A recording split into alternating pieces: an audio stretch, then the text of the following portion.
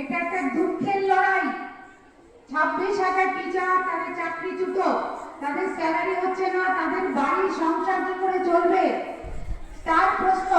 তোমরাও তার মধ্যে থাকতে পারো, কোনো কোনো স্টুডেন্ট তাদের মা বাবার চাকরি চলে যেতে পারে, তারাও হয়তো আছো। তাই সহকর্মিতার সাথে এইটা তোমরা প্রত্যেকে এর অংশীদার হবে এবং সম্মানের সাথে সেই পাশে তাদের পাশে থেকে সম্মানের সাথে তাদের এই লড়াইয়ে তোমরা সামিল হও, এটাই আশা রাখছি সবার কাছে।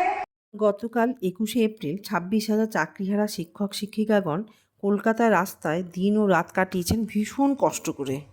যাদের কাজ ছাত্রছাত্রীদের পথ দেখানো, তারা আজ পথে এসে বসেছে। ভীষণ লজ্জার, পশ্চিমবঙ্গবাসী হিসাবে ভীষণ লজ্জার হয়েছে। যারা প্রকৃত মেধাবী, শুধুমাত্র টাকা দিতে পারেননি বলে চাকরি হয়নি, তাদের জন্য যেমন দুঃখ হচ্ছে, তারাও আজকে রাস্তায় কত দিন হলো রাস্তায় দিন কাটাচ্ছে। এবং যারা যোগ্য শিক্ষক, রীতিমতো পড়াশোনা করে সৎ পথে চাকরি পেয়েছেন, তাদের জন্য ভীষণ কষ্ট হচ্ছে। মানে এটা ভেবে কোথায় মুখ লুকাবো ভেবে পাচ্ছি না।